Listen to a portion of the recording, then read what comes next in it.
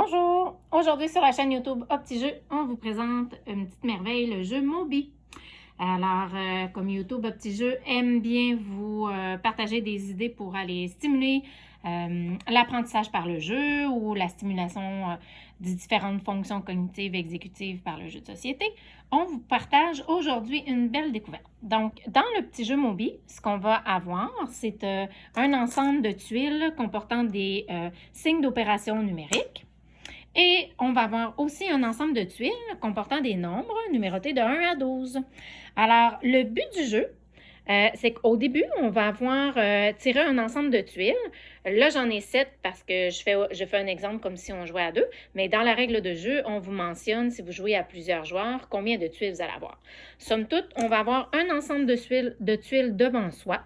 Et le but du jeu va être d'arriver à joindre ces tuiles nombres devant soi dans une grille allant de gauche à droite, de bas en haut, de sorte à créer des opérations numériques. Alors, avec l'addition, la soustraction, la multiplication ou encore la division.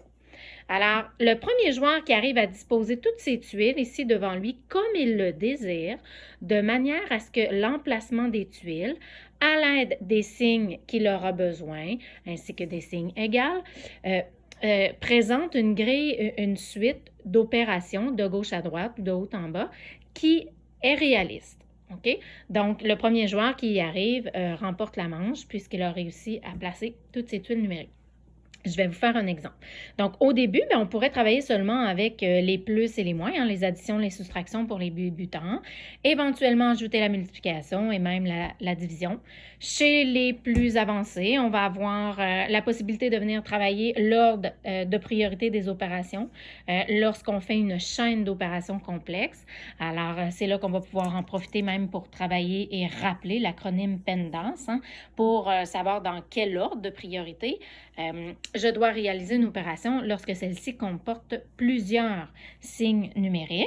Alors, vous vous souvenez qu'on va, s'il y a des parenthèses, on commence par les parenthèses, ensuite les exposants, la multiplication, la division, l'addition et la soustraction.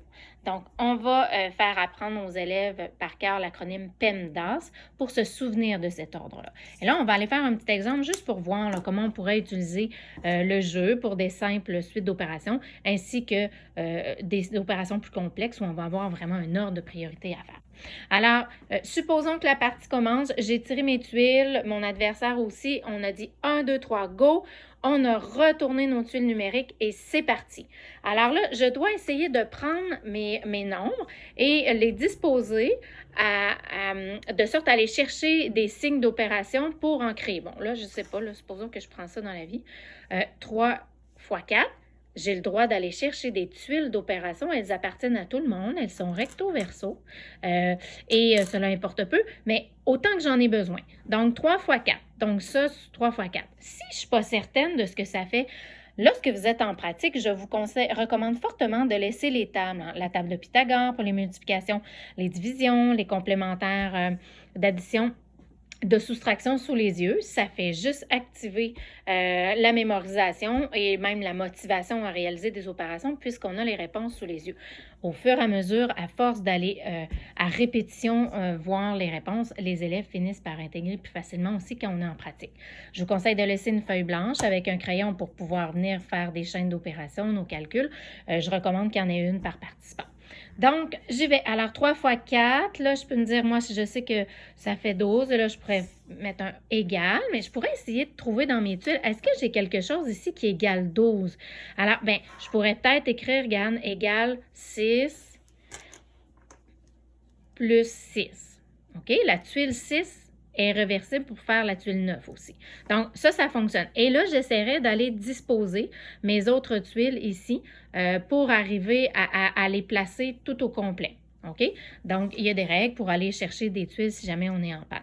Donc, ça, ce serait vraiment pour des suites simples. Ça va? On pourrait utiliser, bon, tiens, supposons que je garde ça. On va essayer de voir l'ordre des opérations. Alors, supposons, bon, 7 fois 3, tiens, garde, supposons que je mets moins 7, voilà. Donc, je me pose ça, je me dis, OK, ça, qu'est-ce que ça pourrait donner? Alors, je pourrais aller me l'écrire ici. 3 fois 4 moins 7 égale. C'est ça, le PEMDAS, il va m'aider à savoir qu'est-ce que je fais en premier, la soustraction, la multiplication. Alors, PEMDAS me dit parenthèse en premier. J'en ai pas. Check. Exposant, j'en ai pas. Check.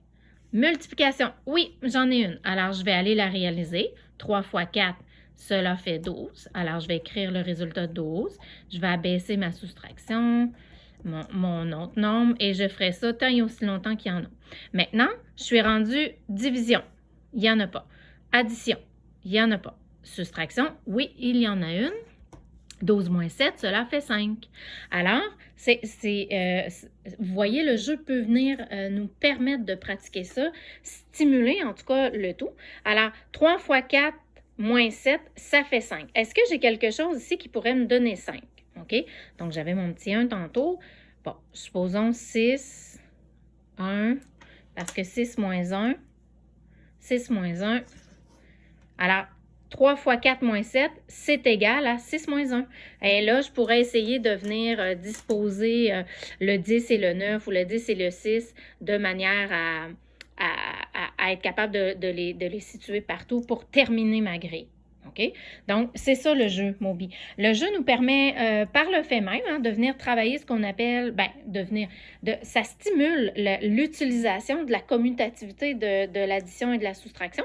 La commutativité, c'est ce concept où on peut très bien dans la multiplication et l'addition réverser.